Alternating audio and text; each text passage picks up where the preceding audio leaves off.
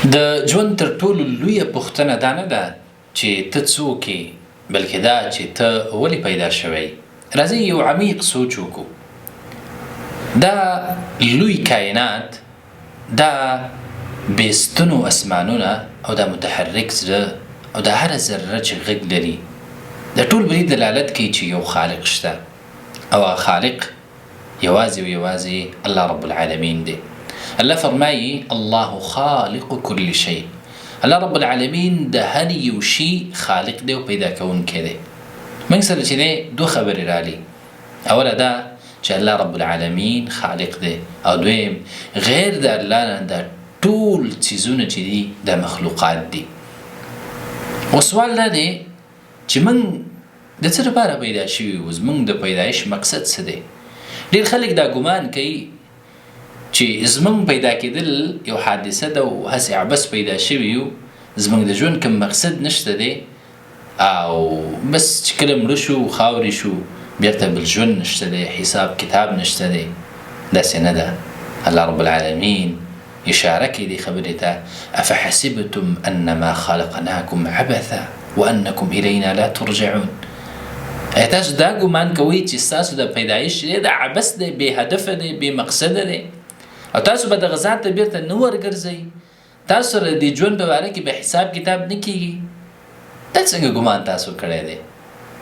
د دغې پوښتنې جواب الله رب العالمین په سورة زاریات کې کړی او فرمایي: وما خلقت الجن والانس الا ليعبدون. ما نه دي پیدا کړي پیریان او انسانان مګر دې لپاره چې زما عبادت او بندګي وکړي. عبدالله بن عباس رضی الله عنه د یعبدون معنا په یوحدون سره کوي. معنا دا ده چې موږ یوازې او یوازې د دغه رب عبادت وکړو، هغه سره چې دی څوک شریک نه کړو. نو موږ خو د خپل ژوند مقصد وپېژانده چې هغه څه شی دی؟ هغه د دغه ذات عبادت کول دي. زما محترم ورونو، ژوند چې دی دا یو امتحان دی. که یو انسان چې دی نیک عملونه کوي نو هغه د جنت په لور باندې روان دی. الله هم د خبرې ته اشاره کړې: لیبلوکم ایکم احسن عملا. ستاسو د پیدایش مقصد هم دا دی چې الله وایي زه په تاسو باندې امتحان کوم چې کوم یو په تاسو کې ښه عمل کوي، نو ښه عمل والا دپاره الله رب العالمین جنت پیدا کړی. او هغه خلک چې هغه بې پروا دي نو هغه د سخت عذاب منتظر دي، هغه د یو سخت حساب منتظر دي. راځئ دغه هدف دپاره کار وکړو او په خپل ژوند کې چې فکر او سوچ وکړو چې موږ روزانه هره ورځ د هدف دپاره څومره کار کوو. آیا زموږ 5 وخته منځونه په جماعت سره دي که نه دي؟ موږ قرآن کریم ته څومره وخت ورکوو؟ موږ ذکر څومره کوو؟ استغفار څومره وایو؟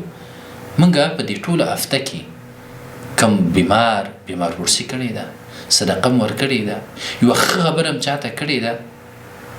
موږ د مسجد سره تعلق څنګه دی؟ د ګاونډیانو سره څنګه دی؟ زموږ اخلاق څنګه دي؟ که چېرته همدا اوس زموږ د رب العالمین سره ملاقات وشي نو آیا موږ تیار یو؟ نه. راځئ خپل ژوند بدل کړو او د خپل ژوند د هدف لپاره چې دی کار وکړو.